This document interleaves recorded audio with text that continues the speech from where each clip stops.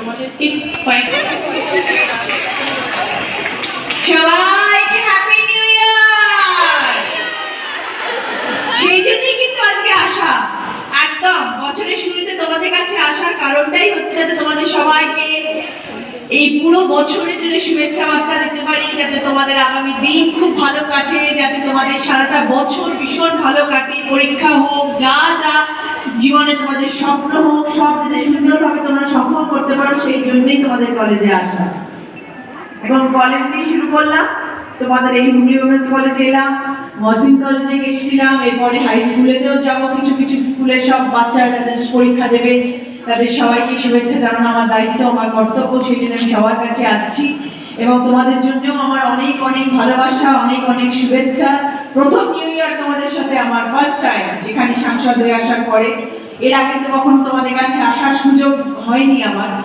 এখানে আমি তোমাদের ভালোবাসায়, সকলের আশীর্বাদে আমি এখানে সাংসদ এসেছি বলে আজকে তোমাদের সকলের সাথে আমার দেখা হচ্ছে।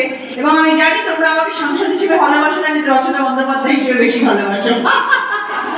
তোমরা তোমরা অভিনেত্রী হিসেবে জানো, তারপর দিদি বর্মন হিসেবে জানো, সেই জন্য তোমরা আমাকে এত ভালোবাসো, সেটা আমি একদম সবসময় জানি। আর really respect all of you for that, কারণ তোমাদের ভালোবাসার জন্যই কিন্তু আজকে আমি এখানে দাঁড়িয়ে আছি। তোমাদের এই ভালোবাসা না থাকলে কিন্তু আমি কিচ্ছু নই। এবং তোমাদের ভালোবাসাই কিন্তু আমাকে এত এনার্জি দেয় এবং এত ভালোভাবে জীবনে এগিয়ে যাওয়ার জন্য আমাকে উৎসাহ দেয়।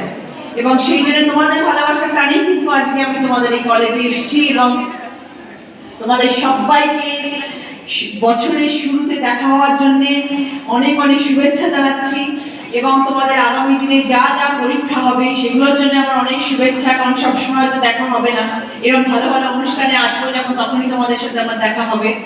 এবং আমি সবসময় মনে করি কঠোর পরিশ্রম, ওয়ার্ক হার্ড, হার্ডশিপের কোনো বিকল্প নেই। শ্রম, হার্ডশিপ, নিজের স্বপ্ন সফল করার জন্য যেই কাজটুকু করা দরকার সেটা তোমাদেরকে করতে হবে। সেটা করেছি বলেই কিন্তু আজকে এখানে দাঁড়িয়ে আছি। এবং একদিন নয়, দুদিন নয়, বহু বছর ধরে এটা করে যাচ্ছি। আমার বাবা আমাকে সেটা শিখিয়েছিলেন। It is not always that you must have lots of degrees in your life to achieve something in your life. It is not very important. জীবনে পড়াশোনাটা নিশ্চয়ই দরকার, পড়াশোনা না থাকলে জীবনে অনেক কিছু করতে বাধা পাবে, কিন্তু সবসময় পড়াশোনাটাই কিন্তু জীবনের সবকিছু নয়, ডিগ্রিটাই জীবনের কিন্তু সবকিছু নয়। জীবনের দুটো জিনিস সবসময় মনে রাখবে, স্বপ্ন দেখতে হবে না এবং সেই স্বপ্নটাকে সফল করার জন্য পরিশ্রম করতে হবে। অনেকে হয়তো ব্রিলিয়েন্ট স্টুডেন্ট নয়, কিন্তু তাদের মধ্যে ভগবান এমন ট্যালেন্ট দিয়ে পাঠায় যে সেই ট্যালেন্টগুলোকে তোমরা যদি ঠিকঠাকভাবে ইউটিলাইজ করো তাহলে জীবনে অনেক বড় হতে পারবে। আমার বলতে কোনো দ্বিধা নেই, আমি যখন জীবনে ফার্স্ট ইয়ারে পড়াশোনা করেছি, এইচএস পাস করেছি, ফার্স্ট ইয়ারে ঢুকেছি, আমি গ্র্যাজুয়েশনও কমপ্লিট করতে পারিনি, আমি সিনেমাতে ঢুকে গেছিলাম। তো আমার গ্র্যাজুয়েশনের ডিগ্রি আমার সাথে নেই।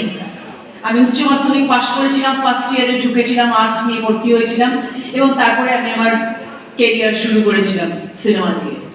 আজকে দেখো আমি এতগুলো বছরে, আমার শুধু জীবনে একটাই লক্ষ্য ছিল, আমার বাড়িতে একটা ছোট্ট black and white colour TV ছিল, আমার ঘরে একটা ছোট্ট কালার টিভি ছিল, এই ব্ল্যাক অ্যান্ড হোয়াইট টিভি ছিল। সেই ব্ল্যাক অ্যান্ড হোয়াইট টিভিটা দেখতাম যখন, তখন মনে হতো আমি কবে একদিন সেখানে রঙিন ছবি দেখতে পাবো। বাবা মা হয়তো কালার টিভি দেয়নি।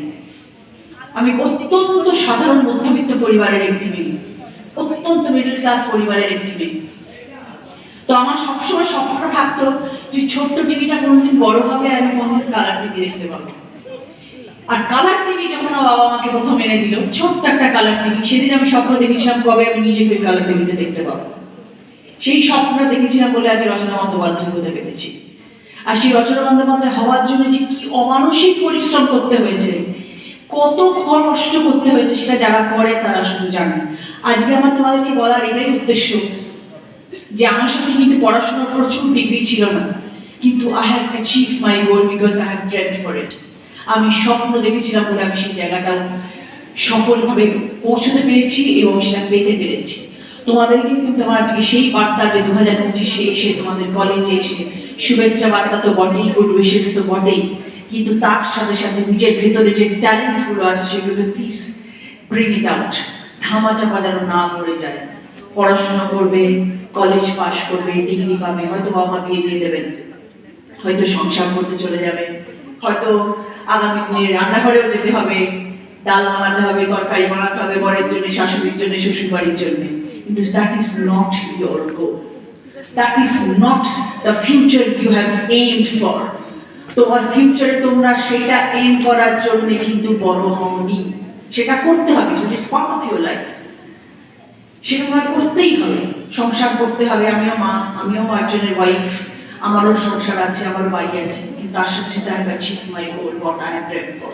তো তোমাদেরও জীবনে যে গোলগুলো আছে, যে স্বপ্নগুলো আছে, সেগুলো সফল করতে হবে। সংসার করবে, মা হবে, কিন্তু তার সাথে সাথে জীবনে হয়তো কেউ ভালো আঁকো, কেউ হয়তো ভালো গান গাও, কারোর হয়তো অভিনয় করার ট্যালেন্ট আছে, হাতের কাজ কেউ ভালো করো, অনেক ট্যালেন্ট আছে, আমি জানি সেগুলো, কিন্তু সেগুলো যেন কখনো চেপে না যায় সাংসারিক চাপে। Never, you have to fight for it. কেউ পাশে থাকবে না, নিজে একা লড়াই করবে, একা লড়াই করে জীবনে বড় হতে হবে। কেউ ডিপেন্ডেন্ট হবে না কারোর প্রতি, কারোর কাছে হাত পাতবে না। আমার দিদি নাম্বার ওয়ানের শো আজকে আমাকে এই জায়গায় তৈরি করে দিয়েছে। নিজে পরিশ্রম তো করেছি, কিন্তু দিদি নাম্বার ওয়ান তোমরা সবাই দেখো, তোমরা জানো ওখানে যারা আসে, যেসব দিদিরা ওখানে আসে, কথা বলে, গল্প করে, খেলে, তাদের পক্ষে আমরা অনেকে চোখের জল ফেলি, কিন্তু তাদের থেকে আমরা অনেক কিছু শিখি, যে কত রকমের প্রবলেম থাকার সত্ত্বেও তারা কিভাবে জীবনে ফাইট ব্যাক করে। তো আমরা সবাই তো নারী, আর আমরা নারী বলেই আমরা পাই। আমাদের সেই শক্তি ভগবান দিয়ে দিয়েছে, সেই শক্তি নিয়ে জীবনে এগিয়ে যেতে হবে। ঠিক আছে, আমার অনেক অনেক ভালোবাসা রইল তোমাদের সবার জন্য। I wish you all the success in your life. Always dream high, একদম আকাশ ছুঁতে হবে, সেই স্বপ্ন দেখতে হবে। যদি আকাশ ছোঁয়ার স্বপ্ন দেখো তবে পাহাড়ের উপরে উঠতে পারবে, যদি গাছে ওঠার স্বপ্ন দেখো তাহলে তলায় থেকে যাবে। Sky is the limit. সবসময় চেষ্টা করবে আকাশকে জয় করতে হবে, তবেই জীবনে বড় হতে পারবে। থ্যাংক ইউ সো মাচ, খুব ভালো থেকো। I wish you all the best for 2025, এবং আগামী দিনে আবার তোমাদের সঙ্গে দেখা হবে। আগামী 5 বছর আছি তো 5 বছর তো দেখা হবে। ভালো থেকো, I wish you all the best, all of you.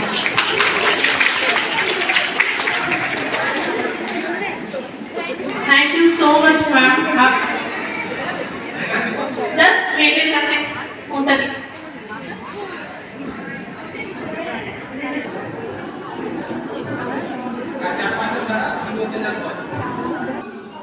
ঠিক আছে, থ্যাংক ইউ।